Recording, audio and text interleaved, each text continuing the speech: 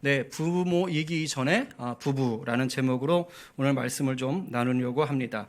우리가 올해가 이제 시작되면서 수요 배들 기도회 때 하나님이 이제 기뻐하시는 가정에 대해서 이제 집중적으로 말씀을 나누고 있어요. 그래서 이제 한 주는 부모 교육의 또 전문가이신 우리 정철민 그 강사님을 통해서 우리가 특강을 듣고 있고, 또 그 격주로 한 주는 저와 함께 또 성경을 통해서 말씀으로 듣고 있습니다. 아무쪼록 우리 주님께서 이 기간들을 통해서 한 11주 정도 되겠지요. 통해서 말씀을 듣는 모든 성도들 가정을 더욱 아름답게 비춰가시기를 간절히 기도합니다. 아멘이시지요? 네, 아멘입니다. 제가 이제 학교에서 근무하지 않았습니까? 이제 학교에서 근무한 지 한 4년, 5년 정도 됐을 때 이제 선생님들이 이렇게 근무하다 보면 처음에는 이제 2급으로 시작을 하거든요. 그러다 이제 몇 년 경력이 쌓이면 1급 이제 전교사 또 교육을 연수를 받고 이제 1급 교사가 됩니다. 저도 이제 1급 그 교사 연수를 받으러 갔어요. 수원에 있는 대학에서 이제 경기도권 선생님들이 다 모여서 교육을 받게 되었습니다. 연수 중에 특강 시간이 있었어요. 근데 그 특강 시간에 누가 오셨냐면 그 범죄 심리학자로 굉장히 유명한 분이세요. 하여튼 뭐 사건이 터졌다 그러면 그분이 항상 TV에 나오셔서 얘기를 하고 하시는데, 이모 교수님이 오셔서 강의를 하셨습니다. 근데 그분이 했던 말들은 잘 기억이 안 나는데 그 딱 한 부분이 아직도 제 뇌리에, 제 머리에 아주 강하게 박혀가지고 빠지질 않아요. 근데 그때 그 말이 와닿았어요. 어떤 내용이냐면 이런 거예요. 이제 저희 선생님들을 앉혀놓고 이렇게 말씀하세요. 선생님들, 학교에서 소위 문제아라고 하는 아이들이 있지요. 그러면서 선생님들은 그런 아이들을 보시면서 그런 아이들 뒤에는 문제의 부모가 있을 거라고 아마 쉽게 생각하시지요. 그랬더니 이제 대부분 선생님들이 끄덕끄덕 하시는 거예요. 근데 그분이 그래요. 그런데 제가 소년원에 있는 수많은 그 소위 문제 아이들이라고 해서 이제 소년원에 들어와 있는 아이들을 만나고 또 상담해 보니까 그 결과 그 아이들 뒤에 문제의 부모가 있는 게 아니라는 걸 알았습니다. 그래서 이래요. 그 아이들 뒤에는 문제의 부모가 아니라 문제의 부부가 있었습니다. 그때 정말 충격받았습니다. 이런 말을 합니다. 부모라는 말은 자식이라는 말이 있을 때 전제라는 거예요. 부모 자식 이 관계라는 거예요. 근데 대부분의 부모는, 물론 안 그런 부분도 있지만 대부분의 부모는 자기 자식한테만큼은 잘해주려고 한다라는 거예요. 그런 마음이 있다는 것입니다. 근데 왜 잘해주려고 하는데 그 자녀가 어긋나느냐 하는 거예요. 그러면서 이렇게 말을 해요. 부모는 자식에게 잘해주려고 하는데도 불구하고 자식이 어긋나는 이유는요, 문제아로 전락하는 이유는요, 그 자녀들 눈에 비친 부모님의 부부 관계 때문입니다. 딱 그러는 거예요. 부부의 잘못된 관계가 자녀를 삐뚤어지게 합니다. 이렇게 얘기를 해요. 그때 제가 정말 망치를 한 대 얻어맞은 기분이었어요.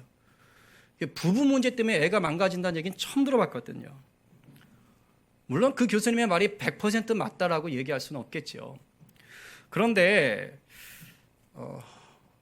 제가 학교 생활을 한 10여 년 했기 때문에 아이들 많이 상담했거든요. 또 근무했던 학교가 덩치도 크고 막 규모도 커서 아이들 많고, 또 저는 담임만 맡았던 게 아니라 도서실도 담당했고 예배팀도 담당하다 보니까 많은 아이들이 찾아와서 막 상담도 하고 했습니다. 근데 물론 부부관계가 좋지 않은 부모님이 있어도 잘 자라는 아이들도 있어요. 근데 그건 극소수고요. 제가 많은 아이들을 한 해도 500명 이상의 아이들이 거쳐가는 그런 학교니까 그 아이들을 쭉 보면서 봤는데 그 교수 말이 설득력이 있더라고요.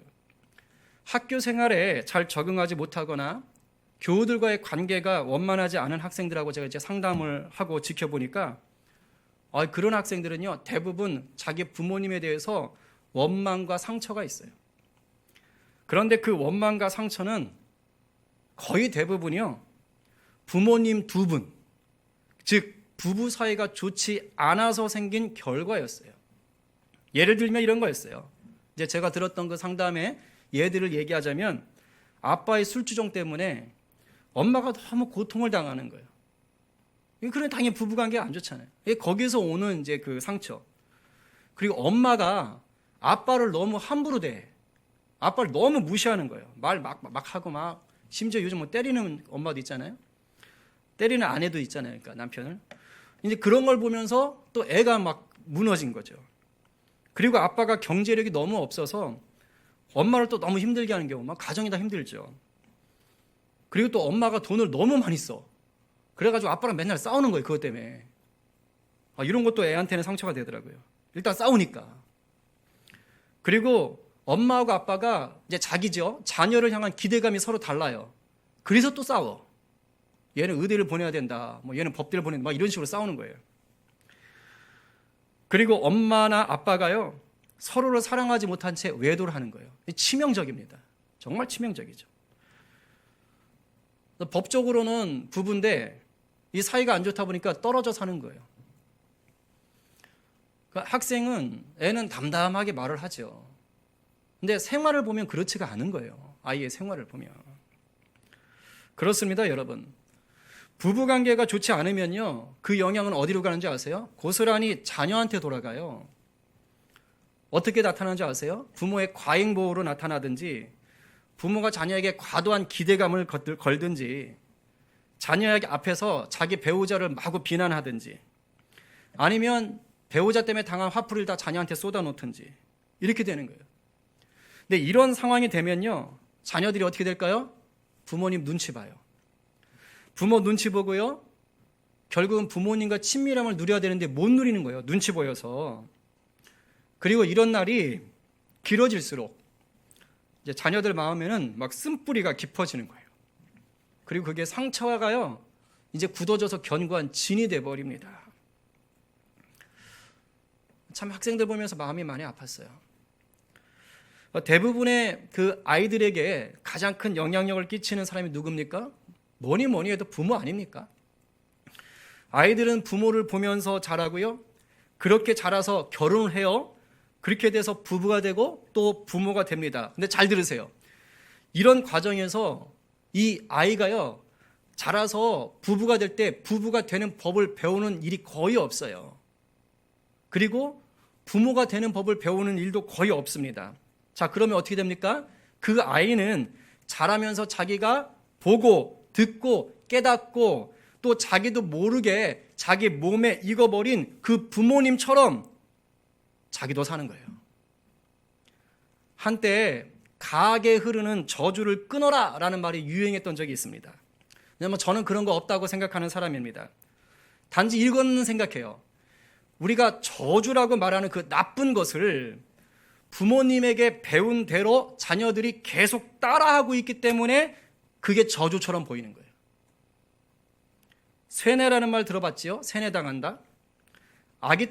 사람이 아기 때부터 그 누군가에게요, 똑같은 말만 듣고 똑같은 행동만을 계속 봤다면 그 아이에게는요, 그런 말과 행동은 세뇌가 되는 거예요. 그래서 그런 말과 행동이 뭐가 됐든지 간에 계속해서 들었다면 그건 당연하고 자연스러운 게 됩니다. 웃지 못할 일이 있었어요. 아기가 할머니나 할아버지 손에 자라는 경우 있지요. 아기 때부터. 그렇게 되면 그 아기는요, 아기인데도 불구하고 사용하는 단어나 말투가 굉장히 어른스러워집니다. 그런 경험 있으시죠? 실제로 겨우 30살밖에 안 된 아기인데 우리 하겸이 하린이 같은 아이가 그 이쁜 목소리로 이러는 거야. 내가 빨리 죽어야지. 더 살아서 뭐하냐? 이러고 있는 거예요. 아니 생각해 보세요. 뭐 얘나 뭐 하겸이 뭐 이제 갓 말하는 애들이 와가지고 교회 와가지고 성도 드리는 데서 내가 빨리 죽어야지. 더 살아서 뭐해? 얼마나 웃기겠습니까? 이런 말을 한다면 그 아이가 정상으로 보이겠어요? 이상하지요. 그런데 설마 그 아이가 정말로 빨리 죽고 싶어서 그런 말을 하겠습니까? 아닙니다. 할머니나 할아버지 손에 자라다 보니까 그 할머니나 할아버지가 그 애기 앞에서 그 말을 많이 하셨던 거예요. 그러니까 지도 모르게 그걸 맨날 듣다 보니까 그냥 지도 모르게 튀어나온 겁니다. 세뇌가 된 거죠. 여러분, 만약에 어떤 사람이요, 유아기, 유년기, 청소년기, 청년기를 거치면서 지속적으로 아버지가 어머니한테 함부로 하는 걸 봤다면 어떻게 될까요? 반대로 아기 때부터 청년기까지 거치면서 어머니가 아버지한테 매일 잔소리하고 바가지 팍팍 긁어대고 아버지 무시하는 모습만 봤다면 어떻게 될까요? 그런 사람은요, 결혼해서도 자기 부모님이 하던 모습을 그대로 자기 배우자에게 행동하기가 쉽습니다. 더 무서운 건 뭔지 아세요? 내 부모님의 그런 모습이 싫다고 생각하면서도 그게 나쁜 거라는 것을 알면서도 자기도 그렇게 행동하고 있는 거예요. 이게 정말 무서운 거예요. 제가 일전에 가정사역과 관련된 책을 내신 어느 목사님의 그 책을 읽었는데 이제 자기가 그랬다라고 거기다가 부끄러운 고백을 적어놨어요. 자기가 결혼해서 목사로 사역을 하면서도 자기 아내한테 막 화를 불같이 내고 뻑하면 화를 내고 말을 막 함부로 했다는 거예요. 그런데 그렇게 하면서도 자기는 그게 잘못인지도 몰랐고 심지어 자기가 그렇게 하고 있다는 것도 못 느꼈다는 거예요. 근데 나중에 결국 이게 쌓이니까 그 사모님이 참다 못해서 틀어져 버린 거예요. 완전히 그냥 이제 갈 때까지 간 거죠. 이혼 직전까지 간 겁니다. 그제서야 자기의 그런 모습들이 눈에 들어오더래요. 그래서 너무너무 미안해서 회개하며 기도하면서 내가 왜 이렇게 살게 되었나 그것을 성령님 앞에 물었답니다. 근데 성령님께서 과거 그 목사님이 자랄 때의 모습을 영화처럼 쫙 보여주시더래요.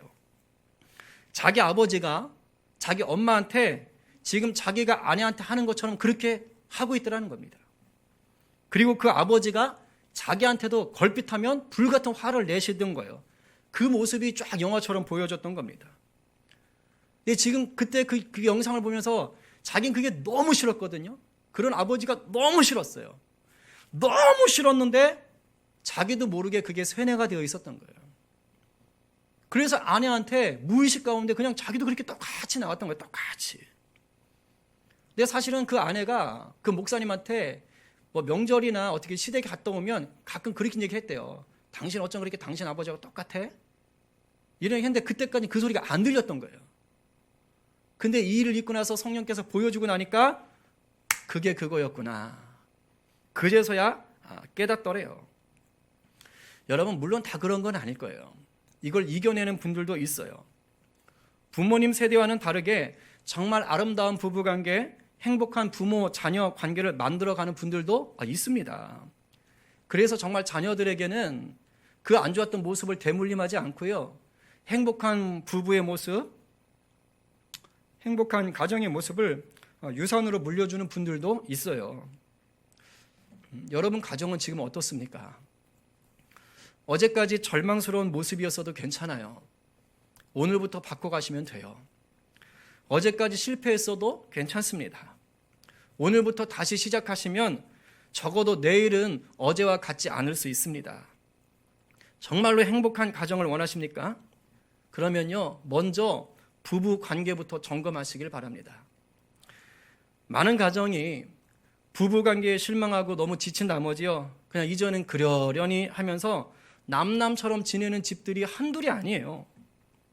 교회 다니는데도 그렇다고요. 사람들의 시선 때문에, 경제적인 이유 때문에, 자녀 교육 때문에 그냥 배우자와의 최소한의 연결고리만 그냥 남겨놓은 거예요. 그리고 자녀들에게만 신경을 쓰거나 아니면 자기가 하고 있는 일에다가만 그냥 신경을 쓰는 그런 부부들이 적지 않습니다. 물론 이렇게 살아도 살아는 져요. 살 수는 있습니다. 이렇게 살다 보면 웃을 일도 있고요, 때로는 감사할 수 있는 일들도 생깁니다. 그러나 죄송합니다, 이런 가정은 결코 하나님이 기뻐하시는 모습이 아니에요. 하나님이 아담과 하와를 통해서 설계하셨던 그런 가정의 모습이 아닙니다. 성경이 원하는 그런 가정이 아니에요. 정말로 하나님이 기뻐하시는 성경적인 가정을 이루고 싶다면 성경적인 부부로 거듭나셔야 돼요. 배우자가 아직 예수를 믿지 않고 있어서 힘들다고요? 그러면 나라도 먼저 성경적인 배우자가 되시면 됩니다. 그러면 성령 일 하시는 거예요. 부부 두 사람 모두가 신앙이 있는데도 불구하고 여전히 부부 사이에 문제가 많습니까? 그렇다면 그 부부가, 나와 내 배우자가 정말로 성경적인 부부로 살고 있는지를 돌아보셔야 됩니다. 그래서 미흡한 부분, 버려야 할 부분, 잘못된 부분을 바로 잡아 가셔야 되는 거예요. 지금 강사님을 통해서는 부모 교실 세미나를 하고 있지만 저는요, 정말 중요한 건요, 부부라고 보는 사람이에요. 그래서 이제 오늘부터 해서 한 두세 번 정도는요, 부부에 대해서만 말씀을 좀 나누려고 합니다. 정말 좋은 부모는요, 정말 좋은 부부에서부터 시작하기 때문입니다. 성령께서 이 말씀을 듣는 모든 사람들, 여러분들에게 역사하기를 간절히 축원해요. 단순히 부부에게만이 아니에요. 오늘 말씀은 그 누구에게라도 이 말씀이 적용돼요. 지혜와 계시의 영이신 성령께서 오늘 이 말씀을 통해서 여러분 저마다의 삶을 새롭게 빚어가실 줄로 믿습니다. 우리 오늘 본문 말씀을 좀 다시 한번 읽어볼까요? 자, 20절부터 23절까지 저와 한 절씩 교독하겠습니다. 제가 20절 먼저 읽겠습니다. 아담이 모든 가축과 공중의 새와 들의 모든 짐승에게 이름을 주니라. 아담이 돕는 배필이 없으므로 여호와 하나님이 아담을 깊이 잠들게 하시니 잠들매 그가 그 갈빗대 하나를 취하고 살로 대신 채우시고 여호와 하나님이 아담에게서 취하신 그 갈빗대로 여자를 만드시고 그를 아담에게로 이끌어 오시니 아담이 이르되 이는 내 뼈 중에 뼈요 살 중에 살이라 이것을 남자에게서 취하였은즉 여자라 부리라 하니라. 아멘. 자, 우리는 이제 결혼을 나하고 배우자가 서로 눈이 맞아서 막 좋아하는 감정이 생겨서 하게 된 줄로 압니다. 맞지요? 아니 뭐 좋아하는 감정 없이 결혼하기가 쉽지 않죠. 그건 그야말로 무슨 정략 결혼 막 이런 거 아닙니까? 근데 대부분은 다 눈이 맞아서 해요. 정말 이 감정이 생기지 않으면 결혼 못 합니다. 자, 그런데 잘 들으세요.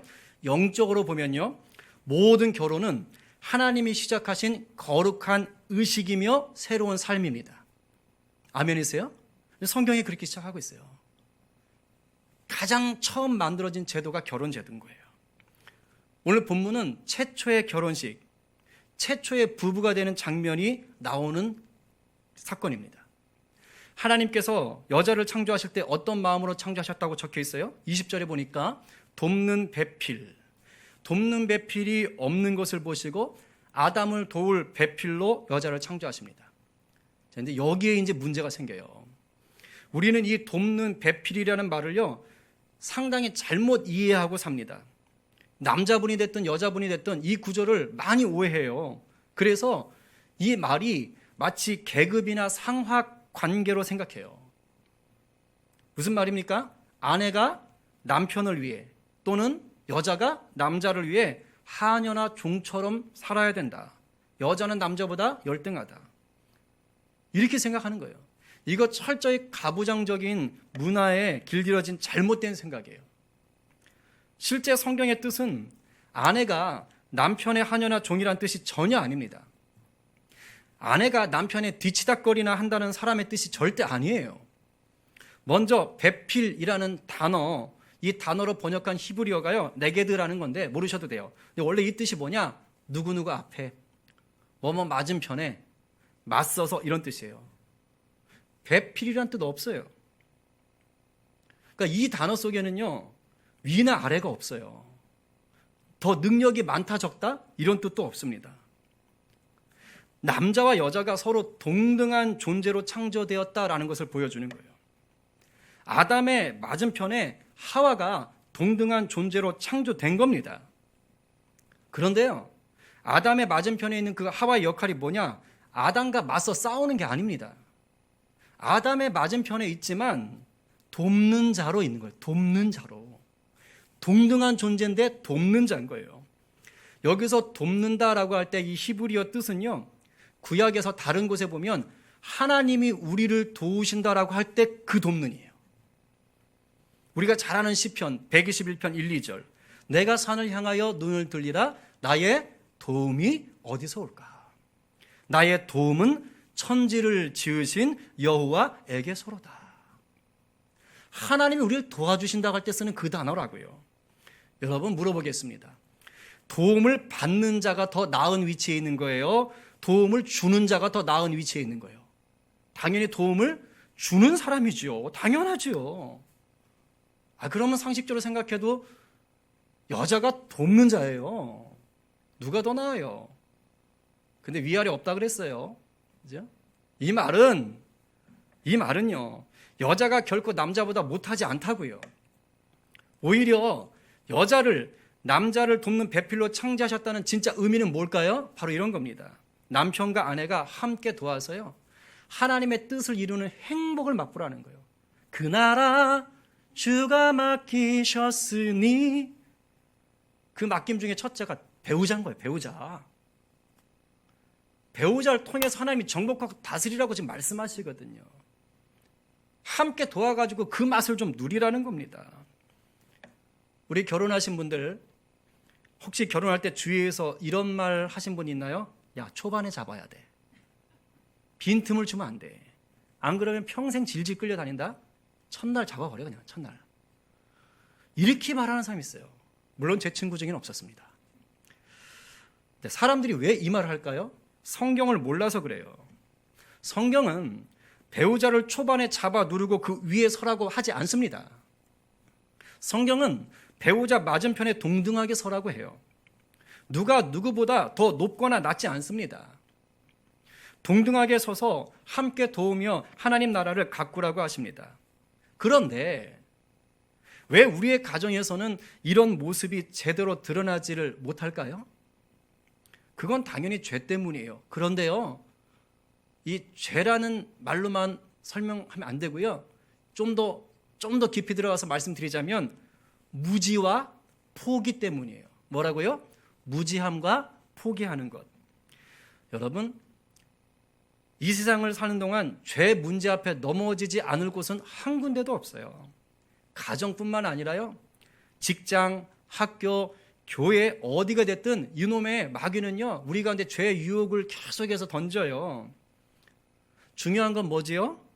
우리가 그 죄의 유혹과 싸워 이기는 거예요. 아니, 정확히 말하면 예수 믿을 때 이미 예수님이 사망 권세를 이겼어요. 그러니까 이미 우린 이긴 자거든요. 그러니까 죄의 유혹이 우리 앞에 가정에서, 학교에서, 직장에서 어디서 덤벼올 때 이미 이긴, 예수로 말미암아 이미 이긴 승리를 내가 어떻게 지킬까? 이게 중요한 거예요.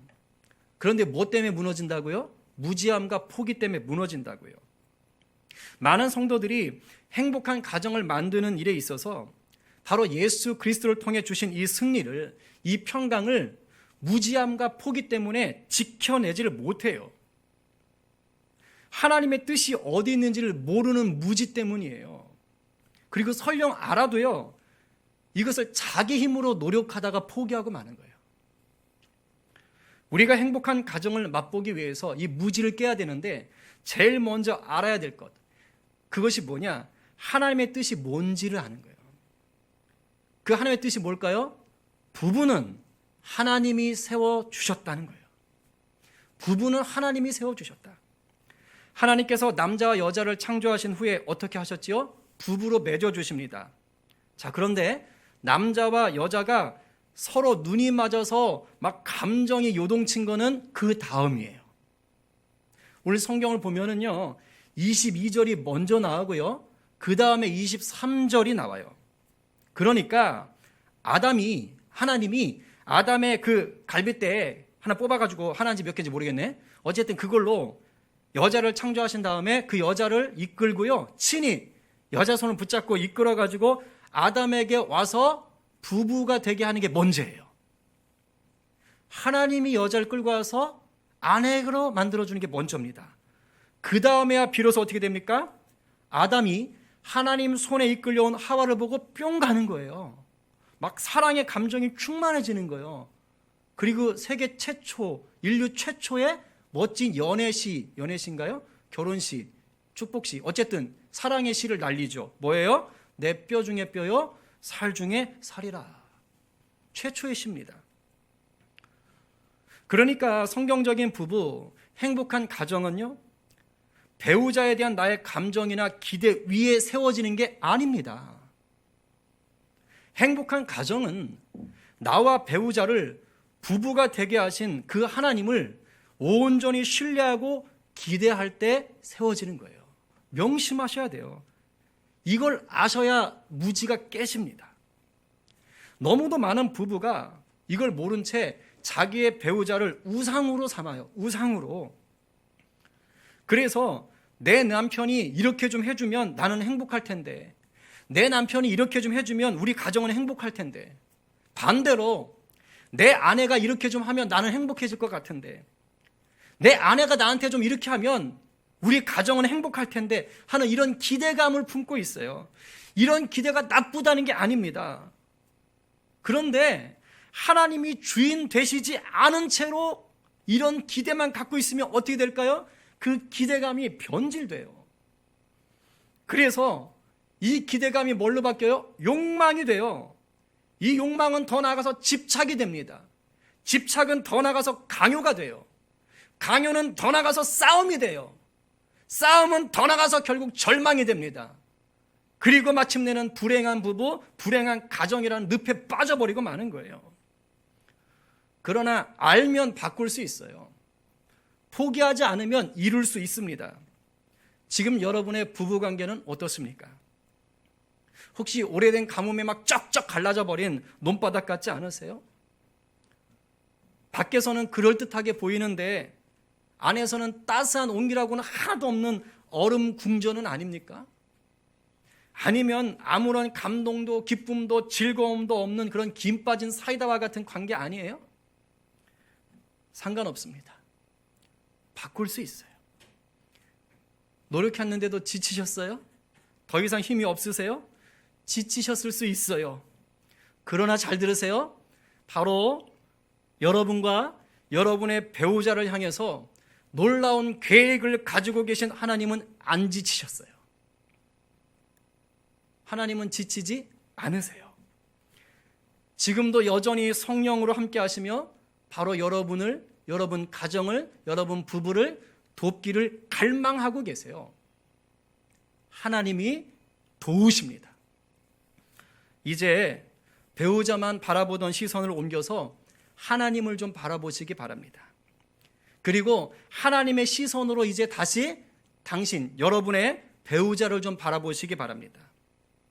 그러면 비로소 내게 그 갈비뼈를 준, 내게 갈비뼈를 준 그 사랑스러운 남편이 보이는 거예요. 하나님의 시선으로 바라볼 때 비로소 내 뼈 중에 뼈요, 살 중에 살이라는 사랑스러운 아내가 보이는 것입니다.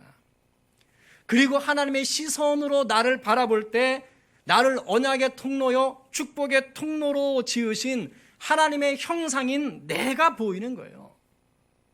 바로 여기서부터 시작하시면 돼요. 주님과 함께 하면요, 됩니다. 할 수 있어요. 할 수 있어요. 다시 한번 주님 손 붙잡고 일어서는 우리 모든 부부, 모든 가정 되기를 간절히 축원합니다. 구체적으로 이제 좀 우리 부부 관계 속에서 회복을 위해서 달려가야 될 부분들은 이제 다음 시간에 나누도록 하겠습니다.